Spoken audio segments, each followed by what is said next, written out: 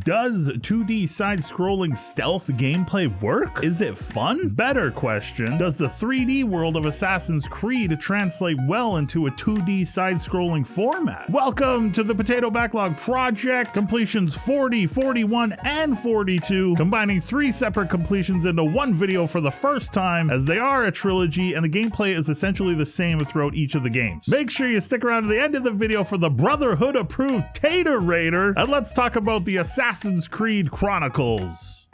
Released separately as Assassin's Creed Chronicles China, India, and Russia respectively, the first game in the trilogy China came out in 2015. The follow-ups India and Russia were released in early 2016 to round out the story and close out the trilogy. Each game of the trilogy follows a different assassin at a different point in time. They're all connected story-wise by a mysterious box that the Templars are fighting for just as hard as the Brotherhood. Each assassin you play as has a small side story going on in conjunction to the overarching mysterious box search storyline. I'm not about spoiling storylines here, so I'm just gonna say that I enjoyed them. There was a little bit of revenge story, love story, master and apprentice story, race against evil type stuff. It was good. I enjoyed the main characters of each game. The voice acting was solid. It was written well enough to be entertaining, and the art styles presented in each of the cutscenes were unique to each of the game settings. It helped each game feel a little bit more like their own. It was almost like it was 3 acts of one giant story. Gameplay was a bit of a mixed bag at times. It did end up landing on the side of fun for me though. It's not an easy thing to get the style and feeling of an established franchise into a different style of game. Assassin's Creed was built on exploration, stealth, large worlds, and cool ways to take out bad guys. I think for the most part they were successful in shrinking those ideas down and implementing them here in ways that worked and felt like Assassin's Creed, but on a smaller, more focused scale. The stealth in the game is achieved through visually showing the enemy awareness on screen. You stay out of the cone and you're usually alright. There are also traps and other alarm type things around to avoid. They provide you with different places to hide as you move along, in kind of a 2.5D playing field, more than an actual traditional 2D side scroller. This can make some of the levels feel more like you're solving a puzzle to proceed. There are lots of opportunities to advance through levels in different ways, like there are more than one solution to lots of the problems for the player to advance, but some of them require very specific things to be done. Usually I had to fail multiple times until I figured those things out, and that did take away a little bit from the momentum and the enjoyment at times. Some of the levels require you to not take out or alert any bad guys. Some require very specific people to be assassinated. Other levels are races against time to make it to the end fast enough. There is a pretty good variety throughout all 3 games. I never got bored of what I was doing in any of the levels. A little frustrated at times, sure, but never bored. Fighting and stealth kills are all pretty cool and felt pretty satisfying for the most part. They did wear a little thin if you're repeating a difficult area multiple times, but overall pretty cool and pretty fun. The games introduce and unlock different items, weapons, and abilities as you advance yourself through the levels. Each game has a few items unique to that specific game, usually something that reflects the setting or the time. Smoke bombs, a winch, chakras, firecrackers. In the Russia game, you're even given a rifle to use. The mechanics and items that are introduced throughout the game are done in easy to understand ways and at a pretty good pace. The items add a nice variety and added thinking requirements to the level designs. And after you complete sequences, there's opportunity to go back and replay to improve upon your scores. These are not terribly long games, each clocking around 6 hours for me to complete. India might have even been around 5 hours. The completionist players will obviously get more playtime out of it if you want to play through on harder difficulties. While there was nothing I would call groundbreaking presented in any of these games, I did enjoy playing them. It felt like a series of games that could have been on an older system, a different generation, before the 3D kind of huge worlds took over. I think they did a really good job of keeping the overall feel of the series while trying something new here. We haven't seen anything like it since from Assassin's Creed. So if you love the Assassin's Creed world, characters, storylines, ideas, Chronicles might be worth a look for you. These aren't expensive 60-hour games either, so it's easy on your wallet and your time.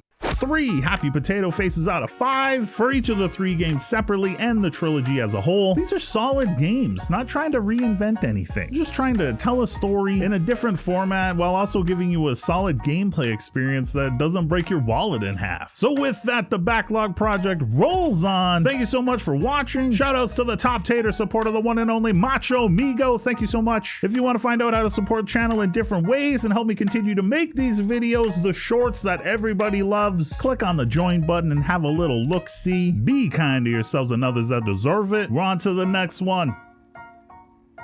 So let's go. combining 3 separate...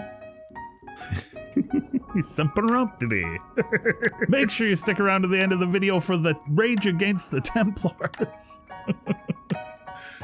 Arching. The game introduces blah blah blah blah blah blah blah.